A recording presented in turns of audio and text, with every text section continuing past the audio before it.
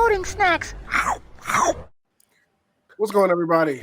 Your anime admin for Lotus Snacks is here. Yo, Another spoiler boys for you all. Thriller Park Edition, you know what it is by this point, I feel like. And we're ready to dive into season 2 of ReZero. We're coming off of season 1. Great first season. I know we're all looking forward to season 2. We've just got on the way, so there's a lot to unpack here, a lot to talk about. So let's just get into how season 2 starts. Y'all ready to get into it? oh yeah, Crush got her arm ripped Yes. off in an ambush. In like the first 30 Why did seconds. we just start off like that? Like Yeah, it well, was just we episode open up. one. We open up directly where season 1 leaves off, where Crush and all them have already set ahead. They've dealt with the White Whale. Subaru and his crew were dealing with the Archbishop Belgeist. They defeated him, so now they're finding their caravan, heading back, and they're talking about everything. He just finished pouring his heart out to Amelia, and he goes to, I guess, confess about him and Rem to her, and her response is, "Who is Rem?" And as people who've just watched, fans out there of this show and us just watching for season know that is not a good thing when somebody's been forgotten in this world. So just like his heart did, all of our hearts dropped like, oh gosh, what is happening now? We just wrapped all this up. And the scene skips, I guess, a little further ahead where what's going on with Crush, Rem, Felix, and all them. So they've already been heading back to the city, and they get ambushed. Like IED style military, bodies are flying everywhere, people are dying, and it appears they are getting attacked by two brand new characters they've introduced. The Archbishop of Greed, I believe his name is Rel Goose, if I'm correct, if I'm saying Regulus or something like that, and Lai, who's the Archbishop of Gluttony. And they're trying, but it's not going well for everybody. Noah, what do you think about this kickoff to season 2? But yeah, it was crazy. It was dope seeing the new characters, but Crush was ambushed. She got her arm chopped off, and then the what's it called? The Witch of Gluttony even stole her memories. And then The Archbishop. and then that first episode they also go to show Rem's perspective of what was going on her side, and they show like early in the episode how they're being attacked also, but from the other side because they were going the opposite direction. And then at that point the Witch of Sloth or the Witch of Gluttony attacks her too and takes her name and memories. But right there was cool. They showed that Rem was like, we're waiting for a hero to come and save everyone. Yeah. And I thought it was cool that she has full confidence in Subaru now, and Subaru has no powers, no strength, but she got full confidence that he gonna figure it out. Yeah, So that was kinda really cool. Yeah. What about you, Gabby?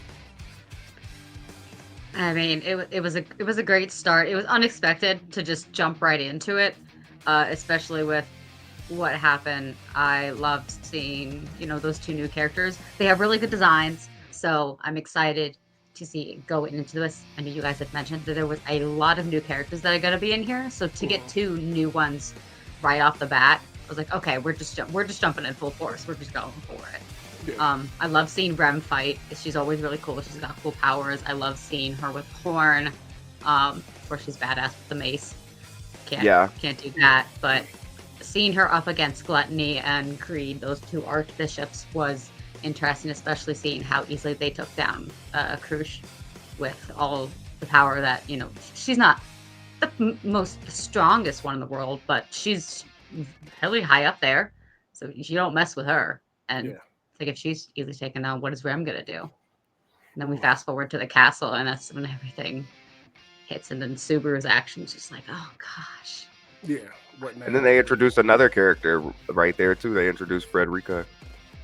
Oh, that's right, they do. Like, yeah.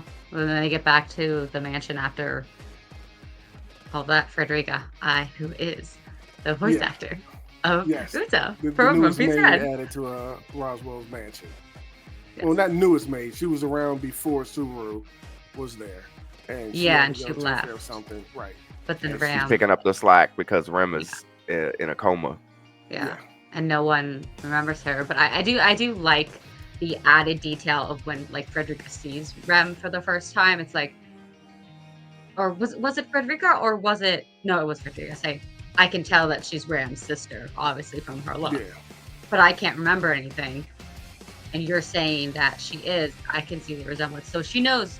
She trusts Subaru. She's like, okay, you are right. Something's happening. Obviously, I can't remember this girl, but the resemblance is there. It does help that they're putting that aspect, but it's nice that first meeting of like, okay, no, it's there's something going on, so I will believe you. Well, two things to address. One, once Subaru finds their caravan destroyed, when they finally catch up to them and their caravan destroyed, he's in his Subaru mode, like, where's Rem? Where's Rem? Where's Rem? I gotta find Rem. Finds her there, motionless, pretty much almost coma-like, like nothing, not responsive. The doc's like, I can't figure out what's going on. He decides to unalive himself right then to try to set the repo. All right, how far can I go back? Where's my reset point at so that I can save her and make sure Amelia's still good? Only to be back at that moment where he asked Amelia about Rem and she didn't remember him, which means he's not to the point where he can go back and fix this. Whatever this is going to be stuck at this point. So now, on top of everything else, we now got to figure out how to fix fix Rem. And also, in the conversation, when they make it back to the city and Subaru, Krush, Amelia, Felix, well, they're all sitting down talking and everything, we learned that the Archbishop of Gluttony, if he can eat your name and eat your memories. If he eats both of them, you're pretty much in the state that Rem is in right now. And you become like a shell. Yeah, just non-responsive, nothing. You're just a shell. They've taken everything from you pretty much. You ate everything. Yeah. But if you can regain, if you only eat one, like for instance with Krush, he ate Krush's memory, so she didn't remember Subaru, but she was still her. Which I thought was kind of interesting to see, like that conversation around the table. What did you think of that, Noah? Oh yeah, that was cool. She's still herself, and she still has you can tell she still got her core personality when she was trying, because Felix at that point was trying to withdraw just because he was worried about Krush, and Krush was like, nah, this is still a good option. I gotta help. This is my kingdom. She still has her nobility, so she's still herself. And I think it's interesting right there that at this point we wonder why doesn't well, first of all, you said we got to figure out how to fix Rem, but obviously we see that all the effects of Beltageese wore off when he was defeated. So this just means we got to defeat Gluttony. You know what I'm saying? That much is obvious, and we can see that we're going forward. We're gonna have to fight Gluttony at some point. And I think it's interesting right now to question why haven't like the official military, like the kingdom's military, mobilized yet? Because we've got Reinhardt. Julius came to help, but he helped because it was within the interest of his parties.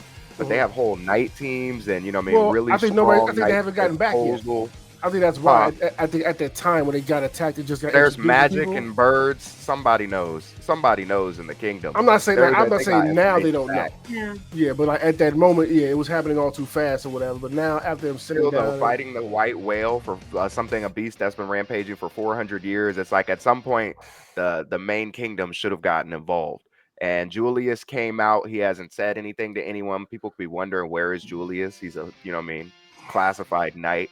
Also, we still know that Reinhardt is gone, because like we saw in the third trailer, he's going to be back obviously in the third season, but we know he's gone. So I just say that to say that there's still a lot of powers on our side that we have, which would be the good side, versus them bringing all these new powers from the evil side to fight it. Oh, and I'm pretty sure there's more on the good side we haven't even come close to seeing yet, because they have a whole military, and I'm pretty sure there's captains and all that kind of stuff, So I'm pretty sure we have high-powered people on our side, which hopefully we get to see maybe some point in this season. If not, most likely definitely the next season. So I'm looking forward to it. But yeah, having Frederica added to the house, I think is a welcome addition. Seeing her now, and we learned they have to meet up with Ram and Roswell at Sanctuary to take care of something. They need them to meet up with them there. Also, what's the little girl's name that joined the maid? What? Petra, right. She also joined the house, yes, as a new maid, which was cool to see. I think she'll also be a welcome addition. Main reason that going to the sanctuary is because they're looking for the missing villagers because nowhere back yet, and that's what they're mainly concerned about in trying to go to the sanctuary. That's right. Because they get back and it's like, where are the families? And they're gone. Yeah. But then they get to the sanctuary and they realize there's a whole bunch of issues and the families are gone. They never came back because they're stuck in the sanctuary. But before we talk about that, I wanted to ask y'all, what did y'all think about Subaru being just genuinely exhausted at this point?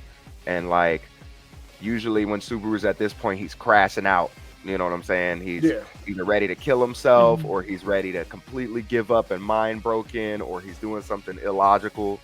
But this time it seems like he's rightfully so, just, you know what I mean, genuinely exhausted. No, I think it fits. I think it makes sense after everything he literally went through in season 1. This just shows how far he's come. Like we saw that with the climactic last battle between the whale and Belgeist in season 1, how he stays out of his head now. He can more focus and adjust and look ahead and plan and all that kind of stuff. And I think we're just seeing that. Now, this is just genuinely tiredness after all night fighting a white whale and a bishop that you've been terrorized from weeks or whatever, depending on how many times. He's killed you multiple times. I think now it's just he can mentally kind of woosah for a second before he gets hit with Rem and Sanctuary and all this other stuff. And okay, now I got to dive back into it and focus. But he seems to still have a clear head on his shoulders with these first 3 episodes so far, which I appreciate it because we're going to need that going forward. Figuring out how to get himself and Amelia out of this situation and Sanctuary that they're stuck in, and who knows what else is coming, especially after meeting Echidna, or Witch of Envy. Who knows what she has planned? So you got to stay on your toes for that. And I love their interaction. Right. One of those more who knows if she can even do anything? She's dead. She's literally just a figment of like magical remembrance. Yeah. And the only effect we've seen on the world is the mob beasts that are a history of what the witches created, and then also the Witch of Envy, who's Subaru's witch, Satella. She's the only one who has had any actual power in the world, so we don't know if she'll have any effect. The only other witches have to work through the archbishops. So it's still a witch, exactly. So I don't put nothing past them right now when we don't know so much about them. So because all them bitches is dead. yeah, but that don't mean that they can't come back somehow at some point. Yeah, how they manipulate things, I don't put it past none of them because we don't know nothing about them yet. So the fact that she is in play now. I mean, they've technically come back in a sense. Yeah. Well, they said that they're in a certain plane, and the only reason Subaru, who's the only person, is even allowed there is because he became a factor of the witch. So he shouldn't even be able to see them. That's why I'm like, there's a lot of questions there because they dead. Yeah, but I personally don't put it past any of them with what's going to happen. Oh, Gabby, talk to me about Garfield. Your thoughts? Oh, Garfield. Yeah. The brother. Yes. Sir, right? Okay, I was like, hold on. Just remembering names. I like him. I knew he was Frederica's brother. There's no doubt. They look too similar. They're too funny. He was really cool. I like his character design a lot. He's a great voice actor. His personality is different than what we've seen before in a way, similar to some others, but like just he's got a little bit of spunk to him. At first, you think he's just another guardian. Oh, I'm being confused. And then when we get really into there, we get to Ram and Roswell again. We see that it's actually a turn, and that you almost start to think of him as like a bad guy, but then he's really not, because not even 5 minutes later, we're learning it's like he's stuck here too. All of these half beasts are stuck here. And they're trying to get out and break the barrier, so they don't want to. They're not harming the people. They're still feeding them. They're not mean captors or anything, but they are keeping them hostage. They're that people could leave. Yeah. But they are leverage. And you see that, he would go through the trial for the sanctuary to beat that barrier, even when Subaru says, he's like, why didn't you do it? And it just closes in on Garfield. And he's like, don't you think I would if I could? or like he just mumbles like under his breath, and you really get the emotion from him in that moment. Like he's probably tried to go in there and do it and force his way into there, but he can't. Well, he's not qualified. They said the only one who was qualified was Amelia. Yeah. Exactly. Yeah. And just to highlight to how dangerous his trial is, once we get there to Sanctuary, we meet back up, I would say, with Roswell and Ram, and Roswell is all bandaged up to hell. And we know that's not a Roswell thing. Like, he is high level grade A badass. So seeing him that way and learning that no, he tried to take the trial, and this is what happens when he did that. So it's not like a simple, easy task to do this trial. So the fact that it's all on Amelia's shoulders. There was a great moment when she meets up with the villagers, and they have a discussion about like, all right, you bowed to us before, whatever. We was kind of shitty to you. Like, so why are you doing that now? And she just reiterates that I just want to help. I want to help y'all. That's what I do. I want to help my kingdom. I want to help my people. And they feel bad, and it's like, we got you. We're gonna get behind you. You have our support to do this trial and try to get us out of here.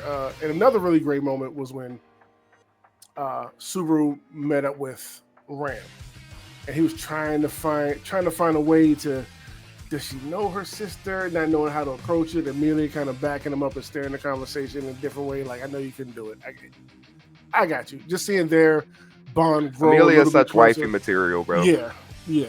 That was kind of cool. She had this guy. She's really come out a lot in this episode. Yeah, and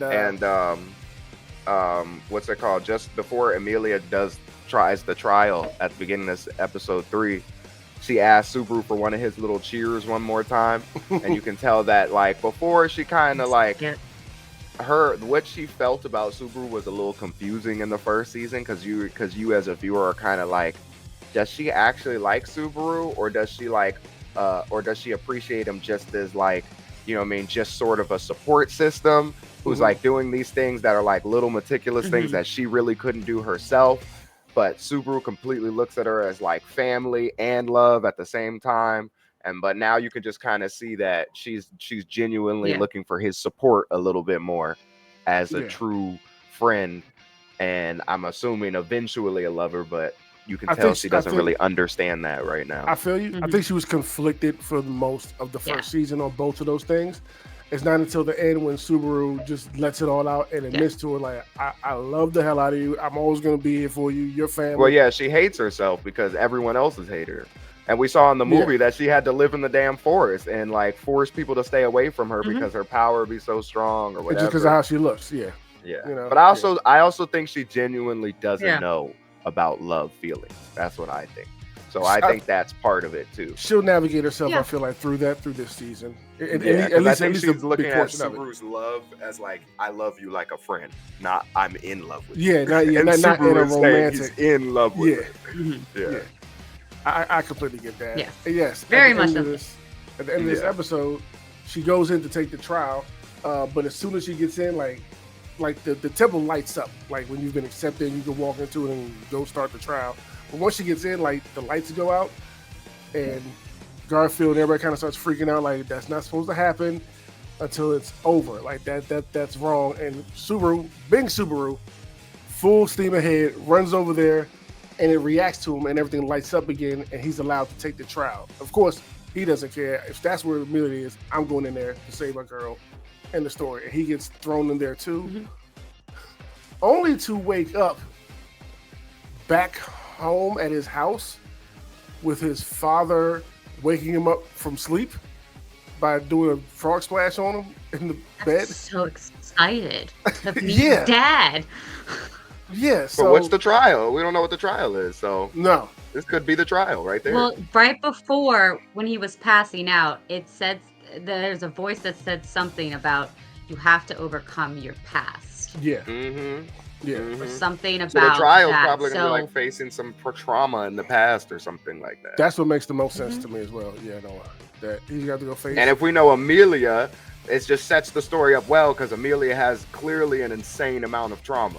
Yeah. So whatever she's gonna have to face is probably gonna be the majority of season 2 because And that's why I say season 2 is Amelia's season, because she has a lot of trauma that we can already see in some stuff y'all don't even know about yet. So what she has is way more than what Subaru has. Yes. And yeah, that's the rabbit hole we're literally about to dive into. Because they both just walked into the trial. We don't know what's going to happen, but we know the vibe of this show. It's going to be bad, whatever it is, and they're each going to have to find some way to come through this, to come out on the other side and get the barrier down to let everybody free and go home. And who knows where we're going to go from there at this point. Anything could possibly happen in this series. I'm excited to see more of season 2. Any thoughts about where we might be headed, Gabby? Well, like what Noah was just telling about and what that mysterious voice said, these two have passed out. You have to overcome the past. We're going to see more of their childhoods, things that have happened before they interacted, before Subaru got sent into this new world. I'm excited since we already know a tiny bit about Amelia's past, in the sense of like, right after she got out of the ice. I hope we learn more about what happened leading up to the ice. And then just from that little segment we got at the end where Subaru's dad came in and attacked, like jumped on him in bed. I am excited to learn about Subaru's past, because we really know absolutely nothing. All we know is that this man walked out of a store and all of a sudden he was in a different world. And literally, does he have just a dad? Does he have a mom? Does he have family? Was he going to school? Did he die and then just disappear in his world? Or like, did he go missing? Like, I want to know things like that about him, because we know so little about who he actually is. And I know this season might be Amelia focused, but I do hope we get some more about Subaru there. I can agree with that. Any final words, Noah? Nah, I think that's it. We got a lot going into. Like I said, season 2 is not as gory as season 1 as far as like deaths and stuff. It's a lot more story. So as we saw, Subaru only died once, and that one didn't even really count. They was just checking. Self-inflicted. Yeah, just so he wasn't killed. It was. Yeah. It was. But we're gonna figure out what's happening going forward. But we can relax a little bit in season 2, a little bit. Yeah, a little bit. Yeah. But I'm hyped for all the characters coming in, and to learn a lot of the secrets from season 1. I can agree wholeheartedly with both of you. I'm excited for this Thursday when we get into it and watch the next 3 episodes. Hopefully we get some backstory, which I'm pretty sure we get a lot of during that. But I think with the way it ended, at least the next episode will probably be a little bit more super focused. That's what I'm thinking. But we'll find out Thursday at 9:30 in the Discord. You all know where to find us. So until then, we will catch you all later. Deuces. Bye. Loading snacks.